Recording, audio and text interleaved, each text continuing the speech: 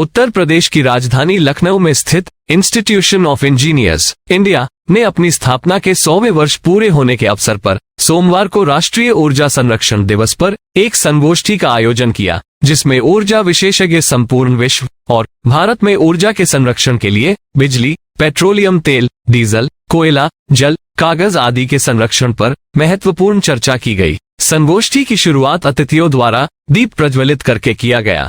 इस अवसर पर मध्यांचल विद्युत वितरण निगम के वाणिज्य निदेशक योगेश कुमार बतौर मुख्य अतिथि एवं वक्ता के रूप में शामिल हुए। इसके साथ ही दक्षिणांचल विद्युत वितरण निगम लिमिटेड के पूर्व प्रबंध निदेशक S.K. Verma, institution of engineers India के अध्यक्ष मुसरत नूर खान एवं सचिव डॉक्टर जसवंत सिंह सहित अन्य गणमान्य इंजीनियर्स शामिल हुए। इस अवसर पर मध्यांचल विद्युत वितरण निगम के वाणिज्य निदेशक योगेश कुमार ने अपने संबोधन में बताया कि ऊर्जा संरक्षित करने से सबका फायदा होगा। ऐसे आयोजनों का मुख्य उद्देश्य ऊर्जा की दक्षता और संरक्षण में किए गए कार्यों और उनकी उपलब्धियों को दर्शाना और साथ ही जलवायु परिवर्तन में कमी की दिशा में राष्ट्र के सर्वांगीण प्रयासों के अंतर्गत समग्र विकास के लिए सतत प्रयासरत रहना है। इस अवसर पर ऊर्जा विशेषज्ञ S.K. वर्मा ने इस बात पर जोर दिया कि ऊर्जा संरक्षण का कदापि ये तात्पर्य नहीं है कि हम अपनी आवश्यकताओं को काट कर विद्युत खपत कम करें, बल्कि आवश्यकताओं को बिना बदले ही उचित ढंग से उसका प्रयोग कर उसमें बचत की जाए, जिससे ऊर्जा का बिना क्षति के संपूर्ण प्रयोग हो सके, ऊर्जा की दक्षता बढ़ाई जा सके और इस प्रकार ऊर्जा में बचत की जा सके। आवाज प्लस के लिए सैयद गुलाम हुसैन की रिपोर्ट। ये हर साल 14 दिसंबर को 1991 से मनाया जा रहा है। इसका मेन उद्देश्य बहुत कुछ हमारे कन्वीनर साहब सुधीर कुमार वर्मा साहब बता चुके हैं। ये union ministry of power of bureau of energy efficiency के तत्वाधान में ये हमेशा बनाया जाता है। इसका मेन मकसद यही है कि हम एनर्जी कंजर्व कैसे करें, नए नए जो कन्वेंशनल है उस टाइप से हम कैसे एनर्जी कंजर्व कर सकते हैं। छोटी छोटी मिसालें हैं कि कितनी लाइट की ज़रूरत है। हमारी बिल्डिंग्स ऐसी हो कि उसमें लाइट्स, नेचुरल लाइट्स ज़्यादा आए, उसकी खिड़कियाँ इस तरह डिज़ाइन हो कि नेचुरल लाइट्स आए। बहुत ज़्यादा रोशनी करने से जहाँ एक तरफ आपके जहन पर असर पड़ता है इसका, वहीं जो नेचुरल लाइट है वो आपको लाभ पहुँचाती है, आपकी सेहत को लाभ पहुँचाती है।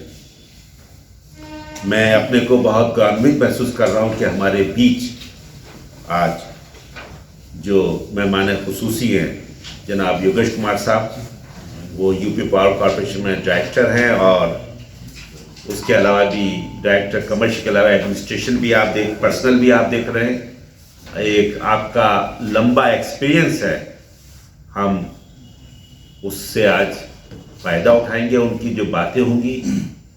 और साथ ही साथ आज मैं हमारे एक नए मेंबर जो बने वो भी यहाँ पर तशरीफ रखते हैं, मिस्टर P.K. त्रिपाठी साहब। मैं नाम सही दे रहा हूँ शायद? बिल्कुल सर, आपका स्वागत है। आप नए मेंबर बने। हमारे बीच SM गर्ग साहब हैं जो अभी अपडेट हुए हैं, ये जॉइंट एमडी हैं ब्रिटिश कॉर्पोरेशन के, और चीफ इंजीनियर PWD का उनका भी स्वागत है। ये अभी अपडेट हुए हैं, फेलो बने हैं अभी। और हमारे एक तरह से और इंट्रोड्यूस कराऊंगा SM गर्ग साहब को। अभी पिछली हमने उसमें स्टेट सेंटर कमेटी में आपको नॉमिनेट किया गया है। आप मैकेनिकल से हमारे स्टेट सेंटर कमेटी के मेंबर बने हैं, आपका स्वागत है। एक यंग इंजीनियर है साहब और अभी काफी समय इनको यहाँ पर अपने डिपार्टमेंट रहना है PWD में और ब्रिटिश कॉर्पोरेशन में जहाँ भी है, तो उम्मीद है आप के जरिए हमें काफ़ी फायदे मिलेंगे। अभी बात हो रही थी कि हम लोगों का स्टेट काउंसिल कमेटी में सर्विंग क्लास जरूर होना चाहिए। सर्विंग क्लास से बहुत फायदे उठा लेते हैं, रिटायर हो जाते हैं, फिर वो कहा जाता है ना कि असिस्टेंट जीरो चाहे FDO चीफ सब मुझे बल्ब है। तो आप अभी जलते बल्ब में आपसे जो एनर्जी है वो कंजर्व करके इसको मिले हमारे इंस्टीट्यूशन को, तो आपका एक बार फिर से बहुत बहुत स्वागत है। मैं आज के आगे कार्रवाई के लिए मैं ये अपना माइक देता हूँ आज के कन्वीनर सुधीर कुमार वर्मा साहब को। बहुत बहुत शुक्रिया, थैंक यू वेरी मच। धीरे धीरे कम होगा। मुख्य उद्देश्य आज की तारीख में इस तरीके से कार्यक्रम का आयोजन करना डिफरेंट छोटे छोटे प्रोग्राम्स करना, सेमिनार करना। इसका मुख्य ध्येय ये है कि जो हमारा सोच है, ब्यूरो ऑफ एनर्जी एफिशिएंसी या हमारा जो मिनिस्ट्री ऑफ पावर से निर्देश है, या पेट्रोलियम है, डीजल जो भी है, मतलब पानी के लिए भी है, तो मतलब इसकी बचत कैसे की जाए, क्योंकि ये सब चीजें खत्म होने वाली है। एक दिन ऐसा भी आएगा कि हम लोग इससे वंचित होंगे। तो इसी आज के कार्यक्रम में आज हमारे साथ मुख्य अतिथि के रूप में इंजीनियर योगेश कुमार, आप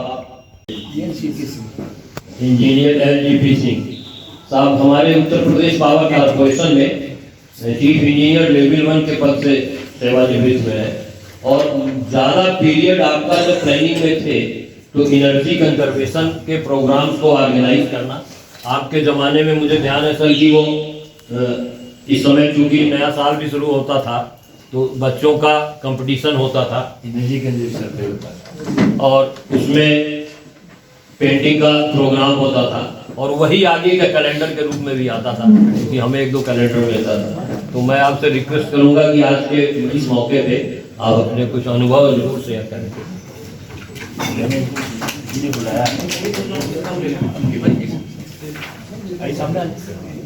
inspector Kumar sir, Khan sir, हमारे वर्मा जी, गुलाटी सर, बहुत सभी साथियों, इसमें हमको बहुत हम गौरवान्वित अनुभव कर रहे हैं कि शक्ति भवन ने बहुत बड़े लेवल पर इस प्रोग्राम को ऑर्गेनाइज करने का अच्छा अवसर मिलता था। सर सब साथी थे, तो थोड़ा सी यादें शेयर करेंगे। उस समय बिजली की बहुत ज़्यादा शॉर्टेज थी, और ख़ास तौर से गांव में अगर 5 घंटे का शेड्यूल है और 2 घंटे आ जाए तो बड़े खुश हो जाते थे। इसीलिए हमने कहा थोड़ा आप लोग डिट्रो में ले चले, तभी आप समझ पाएंगे क्या वैल्यू थी। पता नहीं इतनी साफ कोई रिटायरमेंट की पहले थी या नहीं थी, बता रहे सर। तो खैर जो शॉर्टेज थी वो तो अपनी जगह थी, लेकिन किसान का जो सिंचाई करते थे वो ट्यूबवेल सब इलेक्ट्रिक से थे, तो उनकी शिकायत बहुत ज़्यादा थी। तो पावर कॉर्पोरेशन ने कहा, तब UPSC भी नाम था, कि इसको थोड़ा किसानों से इंटरेक्ट किया जाए। तो हम उसी को थोड़ा पोर्शन बताएंगे, बाकी लंबा तो गुलाटी सर वगैरह जानते हैं, ऑर्गेनाइज करते थे, पत्रकार आते थे। तो 14 दिसंबर को फंक्शन खत्म हो जाता, तो उसके बाद 2-3 दिन तक पत्रकार आते थे, सर कैसे बिजली बचाओ है, आपका तो कल बड़ा अच्छा सेमिनार हुआ, उसमें अच्छे स्पीकर रहे सब, और चेयरमैन साहब जो भी चेयरमैन होता सब काम छोड़ के 10 मिनट पहले आ जाते थे। तो हम किसानों वाली बात थोड़ी शेयर करेंगे। उसमें हमारे विभाग में जूनियर इंजीनियर लेवल तक किसानों के पास गए थे। तो ये हुआ कि आप लोग जब खरीदते हैं तो हम इसी बात को बताएंगे, बाकी और वक्ता से बताएंगे, कोई रिपीटिशन होगा। तो सबसे ज़्यादा शिकायत थी मंत्री की भी, लोकल MLAs की भी। तो बहुत लंबा सर्वे किया गया था, किसान के पास हमारा जूनियर इंजीनियर गया था, रिपोर्ट लाया था। तो वह भाई ठीक है, शॉर्टेज है अपनी जगह, आप लोग खरीदते कैसे? तो बड़े इंटरेस्टिंग जवाब आए थे। उन्होंने कहा कि भाई उस समय के लोस्कर थे, ISI मार्क भी थे, और नॉन ISI मार्क्स भी पंप का भी बिकते थे। तो उनका भाई अगर ISI, वो बाद में बताया गया, पहले तो उनसे पूछा गया कि आपको बिजली कम मिलती है एक बात है, लेकिन जो भी मिलती है उसका प्रॉपर यूटिलाइज तो कीजिए। तो आप कौन पंप सेट मेरा बेटा बवना है? बोले क्यों खरीदा? बोले हमारे बगल में पड़ोसी ने खरीदा था, हमने बवना खरीद लिया। कुछ अच्छी बात है, फिर बात तो हमको पता नहीं। गुलाटी साहब के पास गए, आपने क्यों खरीदा? साहब हमारे मिस्त्री ने रिकमेंड किया था फलाना ब्रांड ही खरीदो। तो उनको डिस्ट्रिक्ट लेवल जो स्टूडेंट बुला मीटिंग किया, उनको चाय नाश्ता कराया, कहा कि आप ISI ब्रांड खरीदिए, कोई भी ब्रांड खरीदिए, आप किसी ब्रांड का प्रचार नहीं कर रहे और ना उसके लिए आप लोग को बुलाया गया है। तो बहुत बड़ा एक मतलब मैसेज गया था कि UPSC ने एक अच्छा काम किया कि किसानों को बुला के कहा और उनको चॉइस दी गई कि आप ISI खरीदिए, एफिशिएंसी अच्छी होगी, बिजली कम खाएगा, आपको मेंटेनेंस नहीं देनी पड़ेगी, मिस्त्री को कहीं कमीशन मिलता, उसने बता दिया फलाना ब्रांड आप वही खरीद लाए। पड़ोसी को खुद नहीं पता कौन ब्रांड खरीदे, आप वही खरीद लाए। तो ऐसा 4-5 साल तक उनको मिला अनुभव। और तो ट्यूब उस समय नए आए थे, इसका काफ़ी प्रचार किया गया। तब ये सब तो आजकल के एलईडी है थे ही नहीं थे। तो उसके बाद फिर शक्ति भवन में फ्लोरेसेंट ट्यूब लगाए गए और जवाहर भवन में कहा गया कि आप भी थोड़ा बिजली बचाइए। तो एक मतलब रियल काम हुआ। अब ज़्यादा हम नहीं बताएंगे। बहुत धन्यवाद वर्मा साहब को, इन्होंने हमको प्रेरित किया। हम तो बेटे के करने आए थे। हाँ। लेकिन ये है कि गुलाटी साहब हम सहपाठी और कोलीग रहे हैं। बहुत अच्छे लेवल पर एनर्जी बनाया जाता था। कॉलेज में प्रतियोगिता होती थी, बच्चे भी उनके गार्जियन आते थे, प्राइज दिया जाता था, पत्रकार आते थे। और खास बात यह है कि फंक्शन हो जाता उसके बाद तक आते थे। सर आप लोग चलिए बताइए। धन्यवाद। बहुत बढ़िया। मेरा सभी से यही अनुरोध रहेगा कि अपना बिजली जो भी एनर्जी है एनर्जी सेविंग करें। और उसके लिए मल्टीपल तरीके हैं एनर्जी सेविंग के, जैसे कि मतलब स्विच ऑफ करके रखें, अपने घरों के विंडो के पर्दे खोल के रखें दिन के समय। शाम को जब दिन ढलता है उस समय विंडो को बंद कर लें ताकि टेम्परेचर बाहर का अंदर का बहुत ज़्यादा गैप ना आ पाए। इसे हीटिंग के लिए जो इस्तेमाल गीजर कर रहे हैं तो गीजर का लीकेज ना हो कहीं पर भी। शॉवर को कम से कम इस्तेमाल करें, कंटिन्यूस बहुत ज़्यादा ना चलाएं। इन सब छोटी छोटी चीज़ों से एनर्जी सेविंग कर सकते हैं। इसी इलेक्ट्रिकल इक्विपमेंट है जो कि ऑटो पे चला के रखते हैं लोग ज़्यादातर कि 24 घंटे ऑन रहता है उनका, उसको बंद कर दें। अपने मोबाइल के चार्जर हैं, वो चार्जर लगा दीजिए, स्विच में लगा रहता है।